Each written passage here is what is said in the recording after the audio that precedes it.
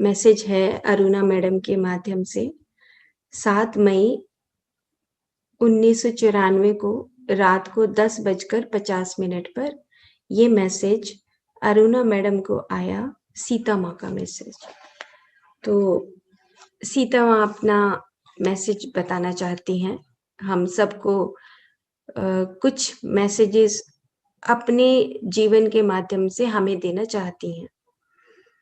तो बताती हैं कि ये तो सबको पता ही है कि मैं भगवान राम की पत्नी हूँ और एक जैसे साधारण इंडियन भारतीय एक नारी होती है, उसी तरीके से मैंने भी अपना जीवन जिया।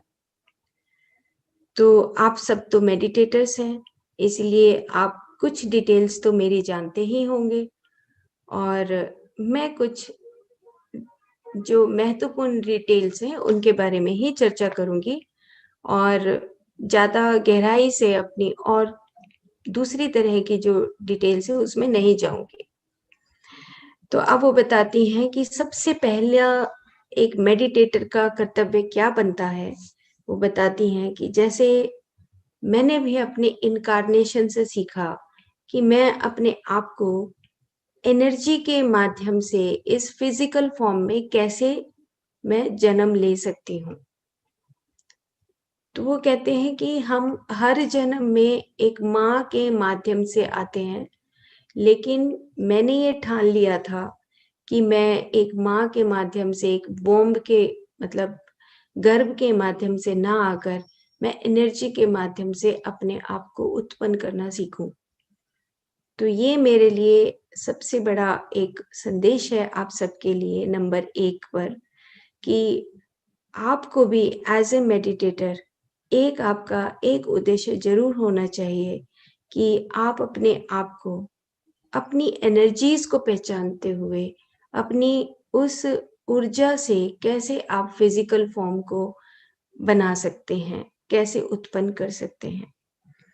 तो वो बताते हैं कि मैंने बहुत कई इनकार्नेशंस तक मैं मेडिटेशन करती रही और ये सीखती रही कि मैं एक ऊर्जा के माध्यम से, शक्तियों के माध्यम से, जो मेरे चारों तरफ चेतन तत्व हैं, उनके माध्यम से मैं किस तरीके से अपने आप को भौतिक शरीर में बनावट के रूप में आऊं। फिर वो बताते हैं कि इस लाइफ में जब मैं सीता बनकर आई, तो मैंने भगवान राम का वेट किया और मैं कुछ महीनों के रूप में राजा जनक के यहाँ पर मिट्टी के वहाँ पे स्वरूप से मैं एक फिजिकल फॉर्म में आ गई। तो मैं आप सबको एक चीज जरूर बताना चाहूंगी कि मैं आप सबसे रिक्वेस्ट करती हूँ, क्योंकि आप सब मेडिटेटर्स हैं और मेडिटेटर्स के माध्यम से आपको एक फिजिकल क्रिएशन एनर्जी से कैसे होती है, ये आप सबको सीखना ही चाहिए। फिर वो उनका जो दूसरा मैसेज है, फिर उस पर आते हैं कि वो कहते हैं कि पूछते हैं कि क्या एक एनलाइटन मास्टर सवाल करते हैं कि एक एनलाइटन मास्टर होने के नाते आप एक हमारे जीवन में और क्या आध्यात्मिक रास्ते पे चलने का संदेश देते हैं।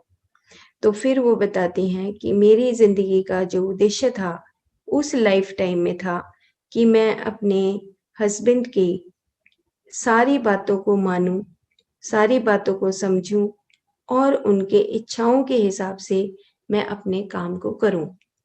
तो ये मेरा दूसरा संदेश है कि क्योंकि जैसे पिछले जो संदेश था महर्षि वाल्मीकि का, उन्होंने भी कहा था कि जो सीता हैं वो एक सबॉर्डिनेशन सीखना चाहती थी इस लाइफ में, डोमिनेशन और सबॉर्डिनेशन। तो डोमिनेशन होता है कि जब आप डोमिनेट करते हो और किसी के ऊपर पॉजेसिवनेस दिखाते हो, और सबॉर्डिनेशन होता है जब आप एक दासी की तरह वो उनके अपने पति का या अपने किसी भी गुरु को एक दास की तरह उसकी सारी बातें मानते हो, वो होता है सबॉर्डिनेशन। तो हम भी जैसे भगवान अगर हमें कोई बात कहें तो हम सबॉर्डिनेशन होके उनकी बात समझते कि अच्छा जैसे आपने कहा हम वैसा ही करेंगे। सेम इसी तरीके से कहते हैं कि मेरा जो दूसरा जो मेरा चैप्टर था मेरे जीवन का, वो ये था कि मैं सबऑर्डिनेशन होकर मैं एक दासी के रूप में, एक ऐसी पत्नी के रूप में प्रस्तुत करूँ अपने आप को कि मैं जो भी वो कहें मैं वो बात सारी मानूँ। तो उन्होंने ये मैसेज हम सबको दिया है कि हर एक इन्कार्नेशन में हम अलग-अलग तरीके से चैप्टर्स लेकर जो आते हैं, तो उसमें आपको भी अपने चैप्टर्स को पहचानना है कि आप किस तरीके से सबऑर्डिनेशन होने का जो पार्ट है, वो कैसे सीखना है आपको, या आपको सीखना ही चाहिए। अब वो तीसरी बात बताते हैं कि एक जो पति और पत्नी के बीच का जो एक कंपैटिबल रिलेशनशिप होता है, उसमें ये चैप्टर बहुत ज़रूरी होता है। दोनों तरफ से, पति की तरफ से भी और पत्नी की तरफ से भी ये चैप्टर बहुत इम्पोर्टेंट है। और आप सब तो जानते ही हैं कि उस वक़्त जब मेल डोमिनेशन होता है, वो एक ऐसा कल्चर, ऐसी सभ्यता जहाँ पर मेल डोमिनेट करे, तो वहाँ पर हम क्या करती हैं महिलाएँ कि हम पुरुषों को कर्स करने लगती हैं, कोसने लगती हैं, बुरा कहने लगती हैं कि तू बेकार है, ये ऐसे है, और अभी भी ऐसा ही करते हैं हम शायद ऐसा बोलते भी हैं। महिलाएँ सारी जो बोलती भी हैं कि जो मेल डोमिनेशन है, लेकिन वो ये कहती हैं कि सीता माँ ये बताना चाहती हैं कि जो डोमिनेशन है, वो अगर वो लोग करते हैं, तो आपको क्या सीखना है उनके जीवन से? आप क्या सीखना चाहते हैं वो? आप अगर एक महिला के रूप में, एक स्त्री के रूप में जन्म लिया है, तो आपको क्या सीखना है? ये बात वो बताना चाहती हैं कि आपको अपनी ज़िंदगी का जो लाइफ़ डिज़ाइन है, वो आपको समझना है कि किस तरीके से आप एक अच्छी रिलेशनशिप, किस तरीके से एक अच्छी कंपेनियन आप डेवलप कर सकते हैं। ये वो काम नहीं है कि आप वो अगर डोमिनेट करते हैं, तो डोमिनेट वाला जो पिक्चर है, वो आप अपनी आँखों के सामने रखो। आप अपने लाइफ़ के डिज़ाइन की पिक्चर आपको अपने सामने रखनी है। और आपको वो ये बता रही हैं कि आपको खुद इंट्यूशन से पता लग जाता है कि आपको एक इंडिपेंडेंट नेचर में रहना है, या उस मोमेंट में अगर वो कोई बात कहते हैं, तो मुझे वो बात माननी है या नहीं माननी है। आपकी जागृति, अगर आप सच में मेडिटेटर हैं, तो आपकी अवेयरनेस इतनी होनी चाहिए कि आप उस वक़्त सबॉर्डिनेशन के रूप में रहना चाहते हो, या एक इंडिपेंडेंट नेचर के रूप में अपने आप को प्रस्तुत करना चाहते हो। वो ये बात समझा रही हैं। वो कह रही हैं कि मेरे जीवन में उस इन्कार्नेशन में 2 लोग आए, एक राम और एक रावण। राम के साथ मेरी ज़िंदगी का कुछ हिस्सा था, और एक रावण के साथ भी मेरी ज़िंदगी का कुछ हिस्सा था। लेकिन मैंने वहाँ पर भी सबॉर्डिनेशन नहीं छोड़ा। कहीं-कहीं पर जैसे अ, एक उदाहरण के रूप में यहाँ पर वो बता रही हैं कि जब अशोक वाटिका में उसको ले गए, तो वहाँ पर रावण अगर कुछ बात करता तो कहती हैं कि मैं ओबे करती थी वो बात, सबॉर्डिनेशन की तरह मैं ओबे करती थी, कि अच्छा ठीक है जैसे तुम कह रहे हो। लेकिन जहाँ पर वो छूने की बात करता, जहाँ पर वो और मेरे को अट्रैक्ट करने की बात करते, तो मैं वहाँ पे इंडिपेंडेंट नेचर से अपने आप को बता देती कि मेरे पास जो ऊर्जा है, वो उस ऊर्जा के सर्कल के अंदर वो प्रवेश नहीं कर सकता था। उसको ये भी पता था। तो वो ये बताने की कोशिश कर रही हैं हम सबको कि आपको एक सबॉर्डिनेशन चैप्टर आपके जीवन में अगर है, आप महिला के रूप में आपने जन्म लिया है, तो वो आपको एक अच्छी कंपेनियनशिप किस तरीके से सीखनी है, ये आपको सीखनी ही चाहिए। ये उनका थर्ड पॉइंट है कि इस मेल डोमिनेशन जो कल्चर है, उसमें भी आप दूसरों को कर्स मत करिए, दूसरों को बुरा मत कहिए। आप देखिए कि आपका चैप्टर क्या है, बजाए कि दूसरों को देखने के कि मेल डोमिनेंट सोसाइटी है। तो ये बात उन्होंने बताई। अच्छा, फिर आगे वो बताते हैं कि एक और बहुत अच्छी बात उन्होंने बताई है कि जब राम और रावण की दोनों बातें कि मेरी लाइफ में 2 व्यक्ति थे उस इन्कार्नेशन में। लेकिन आप सब तो ये सब जानते हैं कि जो भगवान राम हैं, वो बिल्कुल अलग तरह के इंसान थे। And he was very understanding, compassionate and always adjusting personality in the eyes of the world. और वो कहते हैं कि संसार की आँखों में उनको एक ऐसे दयालु और ऐसे कंपैशनेट, ऐसी एक अंडरस्टैंडिंग करने वाले राजा के रूप में या एक मनुष्य के रूप में आप सबको प्रस्तुत किया गया। लेकिन क्या आप सोचते हैं कि वो इस तरह के होंगे? वो पूछ रही हैं हम लोगों से कि क्या आप सोचते हो कि एक मेल डोमिनेंट सोसाइटी में क्या मेल डोमिनेट नहीं किया होगा उन्होंने? तो कहते हैं कि यस, वो भी मेल डोमिनेंट सोसाइटी में रहते हुए मेल डोमिनेंट पर्सन थे वो। वो कहते हैं कि लेकिन संसार ने उनको इस तरीके से प्रस्तुत कर दिया कि उनको बताया गया कि वो बहुत ही दयालु थे और संसार की नज़रों में जिस तरीके से उनको प्रस्तुत किया वैसे वो मेरे सामने नहीं थे। वो ये बताना चाह रही हैं। वो कह रहे हैं कि सच में उनका जो नेचर था वो बहुत साधारण थे और बहुत डिमांडिंग भी थे और लिटिल बिट एग्रेसिव नेचर भी था उनका। और ये बात आनंदा करुणेश की जो पुस्तक है थाउज़ेंड सीड्स ऑफ जॉय उसमें भी बताया गया है, जो चैनलिंग के माध्यम से भगवान राम के चरित्र को बताया गया है। तो वो कहते हैं कि जैसे दूसरे व्यक्ति थे ऐसे ही वो भी थे। लेकिन उनकी जो पब्लिक इमेज है, जो हमारे सामने प्रस्तुत की गई, हमारे सामने लिखित के रूप में प्रस्तुत की गई, तो वो पब्लिक इमेज दूसरे तरीके से प्रस्तुत की गई। तो इसीलिए वो कहते हैं कि इस तरीके की जो सिचुएशंस होती हैं, तो अब वो बताती हैं कि how could poor Rama exhibit his true personality. तो फिर पुअर रामा का मतलब कि बेचारे राम को तो फिर वही पर्सनैलिटी सबको दिखानी पड़ेगी ना, क्योंकि लोगों की नज़रों में वो पिक्चर बता दी गई।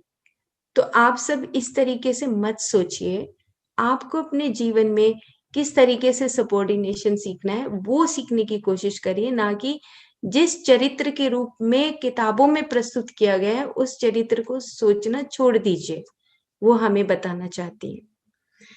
तो वो कहती हैं कि लेकिन मैं आप सबको ये बताती हूँ कि अगर हम अ, पति और पत्नी दोनों एक-दूसरे के साथ जब होते थे, तो वो लिटिल बिट उनका जो स्वभाव था, वो पब्लिक को जो प्रस्तुत किया गया, उससे हटकर था।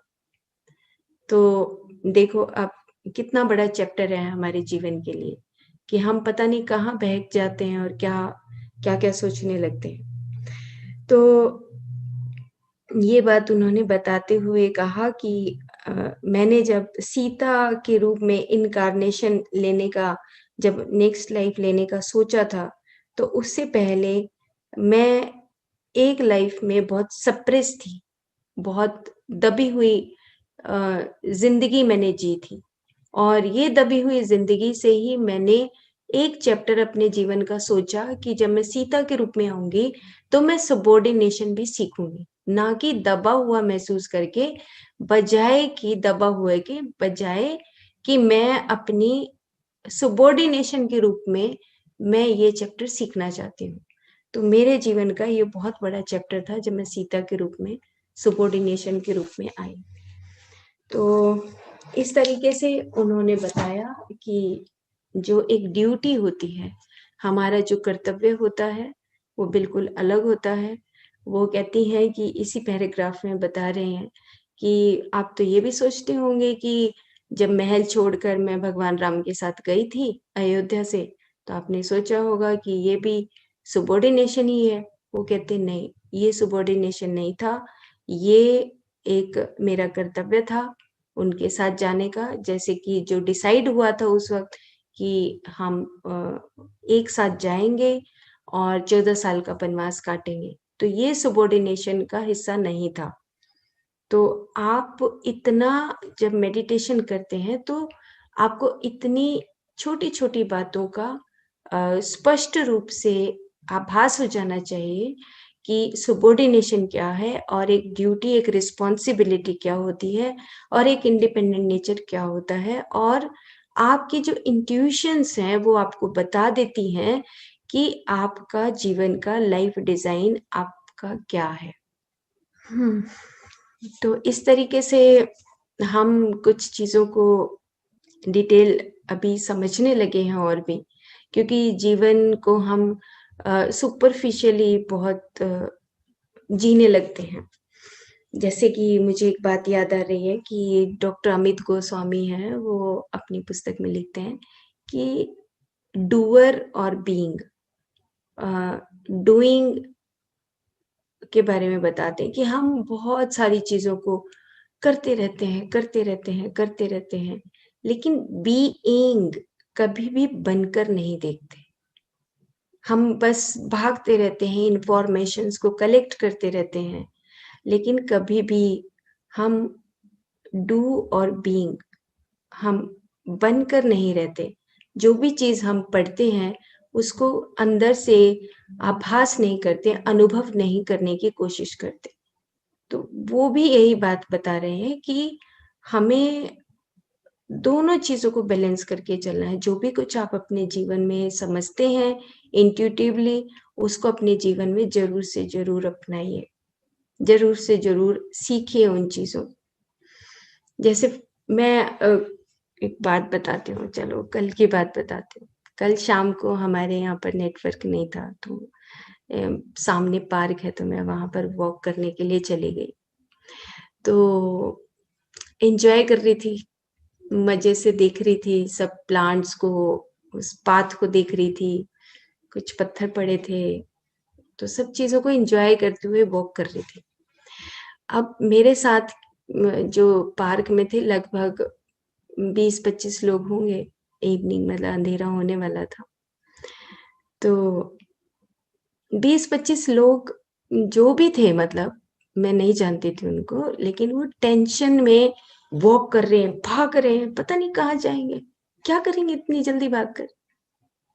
हाँ, मतलब अगर आप फ्रेश होने के लिए आए हो, आप रिलैक्स होने के लिए आए हो, एंजॉय करने के लिए आए हो पार्क में, तो एंजॉयमेंट को छोड़कर भाग रहे हैं, एक्सरसाइज कर रहे हैं। मतलब वहां पे भी टेंशन उनके चेहरे पे कि मैं पता नहीं ऐसे कर लूं, ऐसे कर लूं, किस लिए, क्यों। मतलब मेरे को अपने अंदर से आ रहा था कि हम डूइंग डूइंग डूइंग, मैं ऐसे करने से ऐसे कर लूंगा यार। आप बीइंग तो हो ही नहीं, बीइंग बन ही नहीं रहे हो, क्यों नहीं बन रहे हो। आज से मैं भी ऐसे 15 साल पहले जब योगा में ये कपालभाति कर लो, ये कर लो, वो कर लो, सब चीजें जब हो गई, तो अब बाद में पता लगा, ओ माय गॉड, लाइफ तो एंजॉयमेंट के लिए, वो एंजॉय भूल जाते हैं। तो फिर मैंने एक लड़का है वहां पर, आनंद नाम है उसका, काफी अच्छी प्रैक्टिस करता है, 1 घंटा लगातार दौड़ता है क्योंकि उसको आर्मी में सिलेक्ट होना है।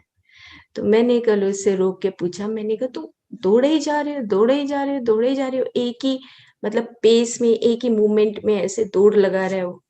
वो कहता है जी फिर बाद में पता लगा कि आर्मी में सेलेक्ट होना है, मैं पिछली बार सेलेक्ट नहीं हो पाया। ठीक है, ओके। तो मैंने कहा चलो 2 मिनट खड़े होके ना मेरे साथ सबको देखते हैं, जो जो भी दौड़ रहा है। कोई बड़ी उम्र का है, कोई 40 की एज का है, कोई 50 की एज का है। तो मैंने कहा तुम्हें कैसे दौड़ना चाहिए, तुम टेंशन में दौड़ रहे हो क्या। मैं पहले तो आनंद से ही सवाल करने लगी, तुम्हें लगता है कि 1 घंटा तुम टेंशन में, अच्छा मुझे 1 घंटा लगातार एक्सरसाइज करनी, टेंशन में दौड़ रहे हो या कंपटीशन की भावना से। वो कहता है जी मुझे तो कंपटीशन जीतना है। मैंने कहा कंपटीशन से तुम कभी नहीं जीत सकते, तुम अपनी लाइफ को कंट्रीब्यूट करो, contribution is more important than competition. How you contribute your life for yourself, not for the competition. दूसरों को देखने से तुम्हारी ऊर्जा खत्म होती। तो वो कहता है जी अच्छा ठीक है। तो मतलब हमें एंजॉयमेंट ढूंढना है अपने जीवन में, डूइंग के साथ साथ बीइंग भी होना चाहिए। मजे से बैठो, कभी कभी गाने सुनो, एन्जॉय करो लाइफ को, बाहर बैठ के सबको वॉच करो।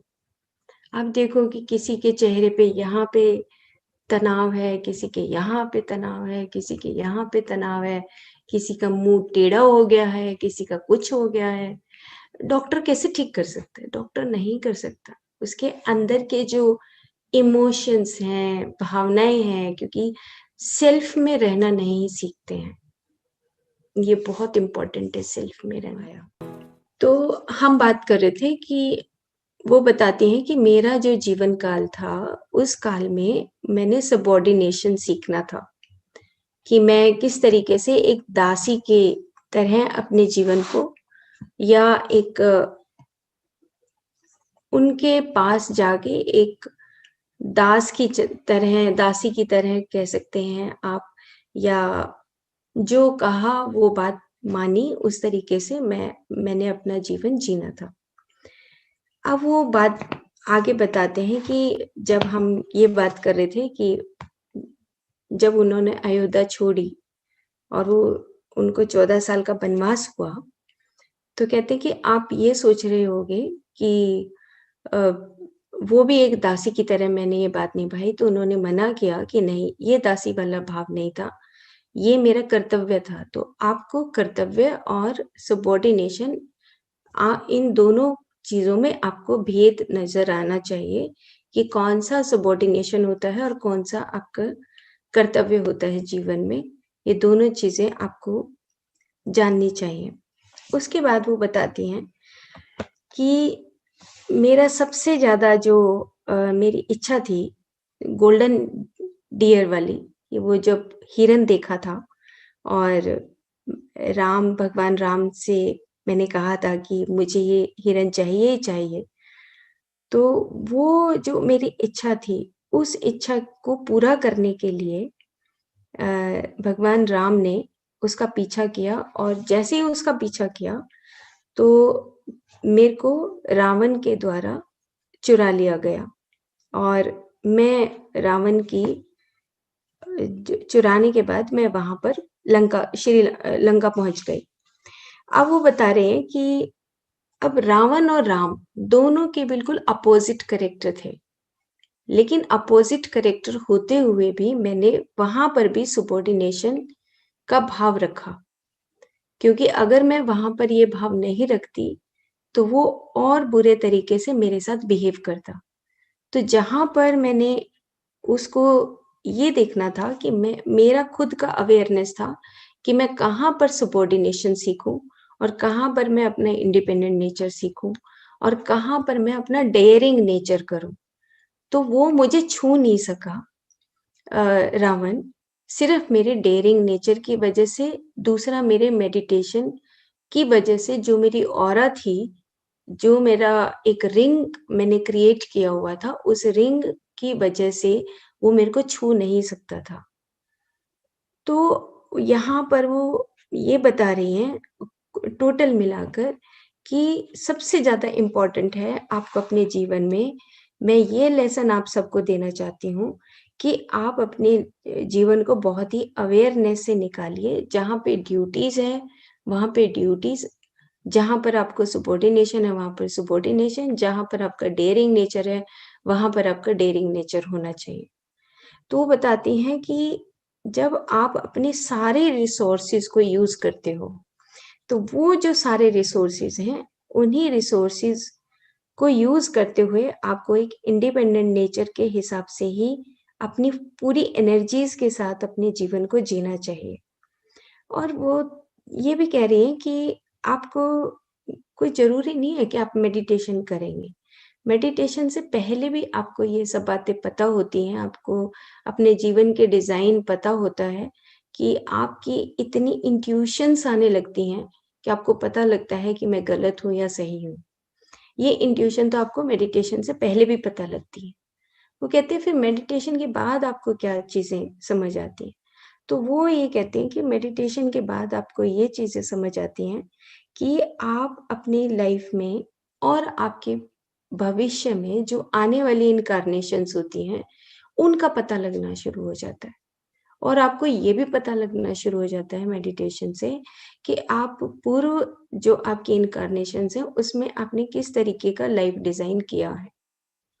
तो आप मेडिटेशन के माध्यम से नई क्रिएटिविटीज़ को, नई लाइफ को क्रिएट कर सकते हैं। जैसे कि मैंने पिछली इन्कार्नेशंस में ये तय कर लिया था कि इस बार जब मैं जन्म लूँगी, तो मैं एनर्जीज़ के माध्यम से किसी माँ के गर्भ में ना जाने से, मैं सिर्फ़ एनर्जीज़ को इकट्ठा करके इस फ़िज़िकल बॉडी को मैं प्राप्त करूँगी। सेम इसी तरीके से मैं आप सबको भी यही कहना चाहती हूँ कि मेरा सबसे बड़ा मैसेज ये है कि आप भी इसी तरीके से कितने जन्मों तक आप जब माँ के गर्भ में आए हैं, तो कुछ ऐसा भी आप मेडिटेशन से अगर आपकी इच्छा है, तो आप ये सीख सकते हैं कि किस तरीके से एनर्जी कलेक्ट करने के बाद आप फिज़िकल बॉडी को फ़ॉर्म कर सकते हो। तो आपने देखा होगा कि महाभारत में द्रौपदी जो है, वो अग्नि से पैदा हुई थी। तो उनके पास भी वो भी एक इन्कार्नेशन था उनका। द्रौपदी हैं और जैसे कर्ण हैं, वो सूर्य पुत्र थे, तो वो भी एनर्जीज़ को इकट्ठा करके ही उनका जन्म हुआ था। तो ऐसे और भी एग्ज़ाम्पल्स हैं, जहाँ पे एनर्जी से फ़िज़िकल बॉडी आती है। और मैं अपना एक एक्सपीरियंस आपसे शेयर करती हूँ। लगभग 2 साल पहले मैं हैदराबाद गई थी। तो वहाँ पर अभी ध्यान महाचक्र में ही हैदराबाद गई, तो वहाँ पे मेडिटेशन में मैं बैठी थी। काली माँ का वहाँ पे मूरत है, वहाँ पे पूरा पत्थर का मूर्ति है। तो उसमें हम सब फ्रेंड्स बैठ के मेडिटेशन कर रहे थे। तो वहाँ पर मास्टर्स ने आके सिखाया कि आप अपनी एनर्जीज़ को कलेक्ट करके किस तरीके से एक नई क्रिएशन कर सकते हैं। जैसे कि एकलव्य की बात आपको याद हो कि एकलव्य ने सिर्फ़ अपने ही उस इच्छा से, डिज़ायर से, एनर्जीज़ के माध्यम से अ, उन्होंने अपनी सारी विद्या द्रोणाचार्य को एक रख के एनर्जीज़ को रख के वो द्रोणाचार्य की से विद्या प्राप्त की थी। इसी तरीके से मेरे को भी कुछ मास्टर्स ने सिखाया, स्पेशली अ, भगवान कृष्ण ने चैनलिंग के माध्यम से सिखाया कि आप अपनी एनर्जीज़ को कलेक्ट करके एक नई संगीता या नई किसी भी स्वरूप का निर्माण आप कैसे कर सकते हो। तो उन्होंने बताया कि आप पैरों के माध्यम से स्टार्टिंग फ्रॉम द आपके जो फीट होते हैं, जैसे चरण कमल होते हैं, वहाँ से आप एनर्जीज़ को इकट्ठा करके एक मूर्त रूप में एक स्वरूप को तैयार कर सकते हो। बट मैंने मास्टर्स को कहा कि थैंक यू, आपने बहुत-बहुत धन्यवाद, आपने ये कला मुझे सिखाई। पर अभी मैं इस कला को बस सीख कर यहीं पर यूनिवर्सल रूप में मैं इसको छोड़ देना चाहती हूँ। तो ये चीज़ मैंने आज से 2 साल पहले मास्टर्स ने सिखाया और वो हमारी अपनी डिज़ायर होती है, अपनी चॉइस होती है कि आप उसको इस लाइफ़ टाइम में यूज़ करना चाहते हो, नहीं चाहते हो या फिर इसको पूरे कॉन्शियस वर्ल्ड में छोड़ देते हो कि जब आपको ज़रूरत हो तो आप इसको कर सकते हो। तो ये 2 साल पहले जब मैंने सीखा, तो उस वक़्त मैं 2-3 पुस्तकें पढ़ रही थी, जिसमें आनंदा करुणेश की पुस्तक थी अ, ए अ, थाउज़ेंड सीड्स ऑफ जॉय। तो उसमें चैनलिंग के माध्यम से सरस्वती माँ और लक्ष्मी माँ ने बहुत सारी चीज़ें इस तरीके की बता रखी थी कि जैसे राम और रावण का जो दोनों का जो सोल था, वो 2 पार्ट में डिवाइड होने के बाद अ, वो हमारी ही रिफ्लेक्शन होती है। उसमें ये बताया गया था कि आप उसको एक अलग-अलग कैरेक्टर के स्वरूप में जब देखते हैं, तो जब आप मेडिटेशन में आ जाते हैं, तो वो स्वरूप अलग-अलग नहीं होता। वो स्वरूप एक ही सोल के 2 पार्ट आप समझ के तब आप आगे बढ़ सकते हैं। तो सेम यही बात यहाँ पर कि राम और रावण जो थे, उनके दोनों के जो पात्रता थी वो हमें दिखने में अलग-अलग है, लेकिन हमारे भीतर ही राम और रावण दोनों ही हैं। कहने का मतलब यहाँ पर क्लियर इतना है कि अगर हम बहुत अहंकार में रहते हैं, तो हम किस स्वरूप में आ जाते हैं? अगर अहंकार है तो हम रावण बन जाते हैं, और अगर हम अच्छा काम करते हैं, हमारे अंदर गुड क्वालिटीज़ होती हैं, अच्छे वर्च्यूज़ होते हैं, अच्छे गुण डेवलप होते हैं, तो हम राम बन जाते हैं। सेम यही बात गीता भी बताती है कि तुम योगी भव, तुम अगर योगी हो, तो फिर आप परमात्मा हो, और अगर आप योद्धा हो, तो फिर आप एक औसत आत्मा हो। क्योंकि आप योद्धा तो हो सकते हो, लेकिन परमात्मा होने के लिए आपको योगी बनना ही पड़ेगा। तो इस तरीके से एक ही सिक्के के दो पहलू जैसे होते हैं, वो यही बात यहाँ पर सीता माँ भी समझा रही हैं कि आपकी फर्स्ट है कि आपको अपनी एनर्जीज़ के माध्यम से अपने आप को पैदा करने की शक्ति आनी चाहिए। ये मेडिटेशन से आप सीख सकते हैं। पर अब इसमें मेरा एक व्यू है कि कोई भी डिज़ायर नहीं रखनी चाहिए।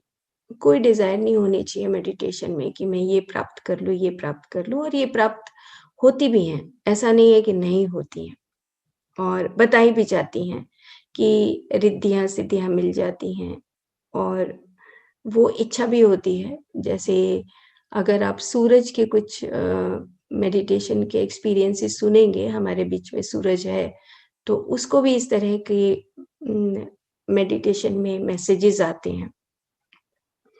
लेकिन इट इज़ योर चॉइस, आपको चॉइस होती है कि आप किस तरीके से अपनी लाइफ़ को बढ़ाते हैं।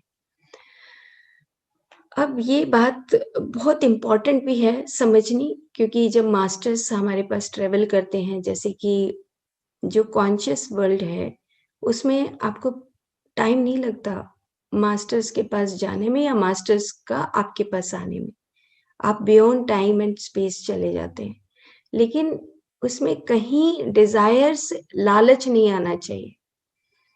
जैसे कि अभी हमने पीछे भी महर्षि दुर्वासा के बारे में पढ़ा कि महर्षि दुर्वासा क्या कह रहे थे कि मेडिटेशन के माध्यम से जो ऋषि मुनि थे या जो राजा थे, वो क्या करते थे, उनके अंदर लालच आ जाता था, और जब वो लालच आ जाता था, तो मोक्ष की प्राप्ति, लिबरेशन का ना होके वो रिद्धि-सिद्धियाँ प्राप्त करने के लिए लालच दिखाते थे, तब मुझे गुस्सा आता था। तो सेम यही बात है कि स्पिरिचुअलिटी में भी अहंकार नहीं आना चाहिए। स्पिरिचुअलिटी में किसी दूसरे के प्रति भाव गलत नहीं आना चाहिए। लेकिन आज के स्पिरिचुअल वर्ल्ड में अगर हम कॉमन देखते हैं, तो एक प्योर कॉन्शियसनेस में, शुद्ध चेतना स्वरूप में कौन जीता है? कोई भी नहीं जीता। सबको ये लगता है कि अगर मेरे पास स्पिरिचुअलिटी आ गई, तो अहंकार तो आए बगैर रहता ही नहीं।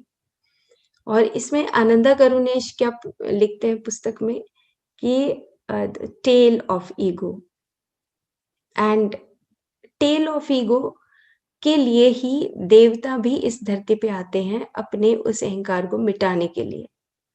जैसे अब भगवान राम के बारे में अगर ये बता रहे हैं, महर्षि वाल्मीकि ने बताया, तो जो टेल ऑफ ईगो है वो कहीं न कहीं उस एम्प्टीनेस वर्ल्ड में, जब हम कहते हैं महाशून्य में हम जाते हैं, तो वहाँ पे वो पड़ी हुई होती है, और उसको भी मिटाना ज़रूरी होता है जब तक निर्वाण नहीं मिलता है।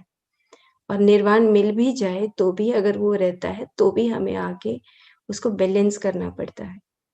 तो कहीं पर भी इस तरह का अहंकार नहीं होना चाहिए, लेकिन आ जाता है, ये प्रैक्टिकल बात है कि हम थोड़ा-सा भी अगर स्पिरिचुअल वर्ल्ड में या मटेरियल वर्ल्ड में, दोनों वर्ल्ड में हम जब कुछ-कुछ प्राप्त करने लगते हैं, तो हम अपने ही बातें करने लगते हैं, मी सेंटर्ड, या हम इसको कह सकते हैं नार्सिसिज़्म। अपनी बड़ाई खुद करते रहते हैं। और किसी की बात सुनते ही नहीं हैं, और किसी को हम जगह ही नहीं देते, पनाह ही नहीं देते। आप किसी चीज़ में परफेक्ट होते हो तो कहते हो कि बस मैं ही एक अच्छा हलवा बना सकती हूँ, कोई और तो बना ही नहीं सकता। अपने घरों में भी हम देखते हैं, और मैं ही अपने घर को अच्छा रख सकती हूँ, मैं ही सफाई रख सकती हूँ। ऐसे हम बहुत बार कॉमनली ये बातें देखते हैं। तो छोटी-छोटी अहंकार हैं जो हमें नष्ट करने हैं। मेडिटेशन से हमें अवेयरनेस आती है कि हम नतमस्तक होके रहते हैं कि नहीं, तुम भी स्वीकार हो हमारे लिए। ये स्वीकार करना बहुत इम्पोर्टेंट है। हम स्वीकार नहीं कर पाते, किसी की बड़ाई नहीं कर पाते, एप्रिशिएट नहीं कर पाते, ग्रैटिट्यूड का भाव नहीं आता, जो हमें सीखना चाहिए। तभी देखो इतना मतलब बड़ी देवी स्वरूप में सीता सबॉर्डिनेशन सिखा रही हैं हमें। और हम मजाल क्या कि अगर हम झुक जाएँ, अगर हमारा कोई पीएन कोई अच्छी बात बता दे, तो हम झुक नहीं सकते। हम कहते हैं नहीं, नहीं हमें पता है, तू अपना काम कर। क्योंकि हमें सबॉर्डिनेशन आता नहीं है। वो चीज़ें हमें सीखनी है। क्योंकि एक लाइफ में ऑर्थर पोल तो ये बोलते हैं कि आप एक लाइफ में बहुत सारी चीज़ें सीख सकते हो। लेकिन अब आप ही चिपके रहोगे तो मैं क्या कर सकता हूँ? ऑर्थर पोल बोलते हैं कि डिज़ायर्स, एक्टिविटी एंड विज़डम। आपकी इच्छा हुई, आपने सीखा और उसके बाद आपको प्रज्ञा आ गई, प्रज्ञा आने के बाद आप छोड़ दो उस चीज़ को। लेकिन प्रज्ञा आने के बाद तो अहंकार आ जाता है। तो अहंकार हमें कहीं का नहीं छोड़ता फिर। छोटी से छोटी चीज़ हमें कोई चीज़ आ गई तो हम उसको पीछा ही नहीं छोड़ते हैं। और यही बात यहाँ पर सीता बता रही हैं कि आपको अपनी ड्यूटीज़ में आपकी जो सबॉर्डिनेशन है और डोमिनेशन भी इन्होंने वर्ड लिखा है यहाँ पर कि आपके अगर हस्बैंड या आपके परिवार में कोई डोमिनेट करता है, तो आपको कोई अधिकार नहीं है उसकी बुराई करने का। अगर आप यहाँ पर सबॉर्डिनेशन का लेसन सीखने के लिए आए हैं, तो आपको सिर्फ़ एक पैरेलली कंपैरिज़न देखना है कि अगर वो डोमिनेट करता भी है, तो आपका कर्तव्य क्या बनता है? आपका कर्तव्य उसके प्रति जेलस नहीं बनता, आपका कर्तव्य उसको बुरा कहना नहीं बनता, आपका कर्तव्य उसके अपोज़िट आप खड़े हो जाएँ, वो नहीं बनता। आपका कर्तव्य बनता है कि अगर आप इस जीवन में सबॉर्डिनेशन का चैप्टर लेकर आए हैं, तो वो आपको सीखना है। और दूसरा उनका जो लेसन है, वो ये है कि आपको अ, हर वर्ड के अंदर, हर जो आपका शब्द है, उसमें भेद आना चाहिए कि आपकी अवेयरनेस का मतलब क्या है, रिस्पॉन्सिबिलिटीज़ का मतलब क्या है, ड्यूटी का मतलब क्या है, सबॉर्डिनेशन का मतलब क्या है। ये सब चीज़ें आपको आनी चाहिए। तो अब वो बताते हैं कि जब मैं वहाँ पर लंका में अशोक वाटिका में थी, तो त्रिजटा जो थी, त्रिजटा आपने सुना भी होगा कि एक राक्षसनी इसमें बताया गया है और विभीषण के अलावा एक वो वहाँ पे थी लेडी जो हमेशा सपना देखती थी कि लंका तहस-नहस हो जाएगी।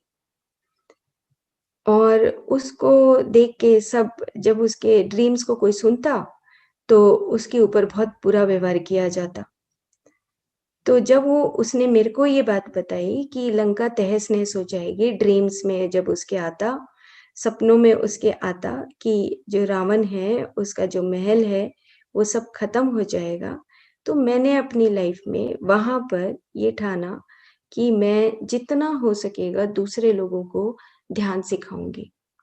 और उम, सीता माँ बताती हैं कि इतने सारे लोगों को ध्यान सिखाने के बाद भी सिर्फ़ एक त्रिजटा थी जो एनलाइटेंड हुई, जिसको निर्वाण की प्राप्ति हुई। इतने सारे लोगों को सिखाने के बाद भी। तो वो कहते हैं कि मैंने अपना लक्ष्य जब मैं वहाँ गई अशोक वाटिका में, तो मेरा एक लक्ष्य था कि वहाँ पर महल में जितने भी राक्षस आएँगे, जितनी भी मेरी पॉसिबिलिटीज़ होंगी, मैं सबको ध्यान सिखाऊँगी और ध्यान सिखाने के बाद मैं बहुत खुश हूँ कि त्रिजटा को एनलाइटनमेंट मिला। तो अब वो इस तरीके से बात बताते हुए आगे बताती हैं कि रावण जो है बहुत पावरफुल इंसान था, आप सबको पता भी है और जिसने मेरे को अशोक वाटिका में कैद करके रखा था और त्रिजटा आकर मेरे को सारी बातें बताती थी और मैंने बहुत ब्लंटली मैं कुछ बातों को रिजेक्ट करती थी वहाँ पर और उसके बाद वो ये कहती हैं कि तुम एक मेडिटेटर भी हो और तुम अपने लाइफ डिज़ाइन को भी जानते हो। तो मेरा मैसेज आप लोगों के लिए यही है कि तुम मेडिटेशन के माध्यम से अपने गुरु के माध्यम से जब आप आगे बढ़ रहे हो, तो तुम अपने जीवन में क्रिएटिविटी नई क्रिएटिविटीज़ को लाओ, नए आइडियाज़ को लाओ, नए रिसोर्सेज़ को लाओ और दूसरे लोगों को भी एनलाइटन करो। तो ये मैसेज सीता माँ का था और नेक्स्ट जो मैसेज है वो कल हम भगवान राम के मैसेजेस हैं उसके बारे में चर्चा करेंगे। हरियाणा देश हमारा, जहाँ